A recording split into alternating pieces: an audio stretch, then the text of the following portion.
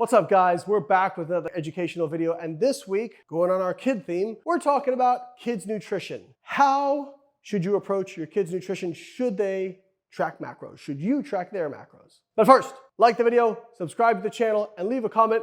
Follow the algorithm! This is a question I get pretty often when I do Q&As on Instagram, is that's, do you have your kids track macros? Or do you track your kids' macros? Do you encourage them to weigh their food? Because this is the stuff I do. The answer is no. I do not encourage them to do any of those things. My approach to nutrition with kids is a blend of what I've taken in the research literature of what is physically healthy for kids, but also what is psychologically healthy for them. Typically, what doesn't tend to work is shaming them for food choices or calling something a bad food. Typically, my approach is I want them to have fun foods in their diet. I want them to learn how to have fun foods in moderation, because if somebody's kids only have organic, grass-fed, clean foods their entire childhood, when they go to school or when they go to the real world and get introduced to hyperpalatable foods, it is very likely that they're not going to understand how to moderate that.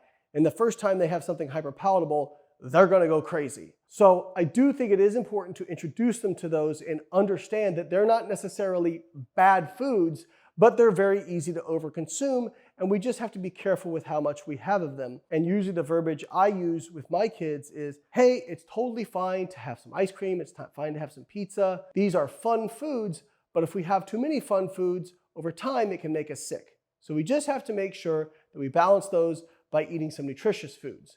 And so I really actually do less discouraging of eating certain foods and more encouraging of eating other foods. So for example, really encouraging them to eat fruits and vegetables. They don't do a great job at it. They fight me very hard on it, but I do have some non-negotiables with them eating fruits and vegetables.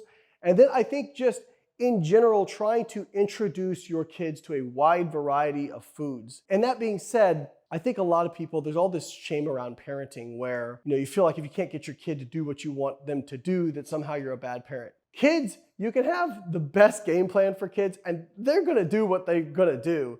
And it's your job to course correct. And I don't always do a great job with it. I have my days where I'm tired and I'm worn out and I don't really feel like fighting the battle. And sometimes I don't, but most times, I really try to encourage them, totally fine to have some pizza, but we're gonna eat our fruit first. Or a lot of the times what I'll try to do is take hyperpalatable foods that they really like and try to do a kind of less energy dense version of that food. So we'll make homemade pizzas on flatbreads, using turkey pepperoni and those sorts of things. They don't like it as much as the real deal, but they'll still eat it. And it feels like a nice compromise and they're able to get some fiber in. As far as kids' nutrition goes, I try to make sure that they have a protein source with each meal. So at breakfast, my kids do like eggs. I'll make eggs. My daughter actually prefers the whites compared to the yellow part of the egg. So I'll make those, and I don't tell her, hey, the yolk is bad or anything like that. She just simply prefers the whites. So I'll make those. At lunch, usually I'll do some kind of lean hot dog or lean meat or something like that. And then at dinner, something fun mixed with something healthy. That's kind of the way I approach things. I try to get them to get enough protein and enough fiber. And I notice that when they're getting enough fiber in, they tend to moderate their appetite well. My daughter does a pretty good job of when she feels full, even if she's eating something that's fun, she'll say, I'm full, and she'll push her plate away. So I think encouraging those sorts of behaviors, and really when kids do say that, when they say I'm full and they push their plate away, I'll say something like, that's a great job listening to your hunger signals, something like that. Now she will try to do things where she'll say, I'm full, but then immediately say, can I have ice cream? And I'll say, well, if you're full, you're not hungry for ice cream. And try and help her understand that you don't have two different stomachs. You don't have one that gets full with healthy foods and then one that's still empty for fun foods. It's all one place. So overall, to parents out there, what I would say is try to be gentle on yourself.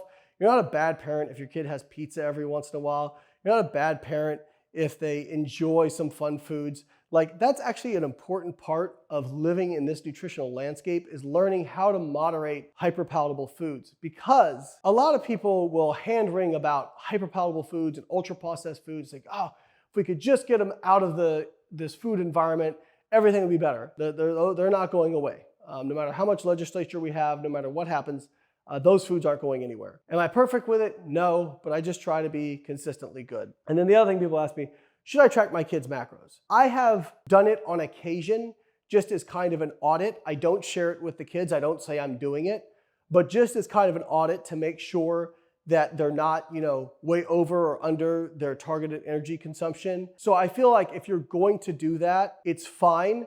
Just don't share it with them.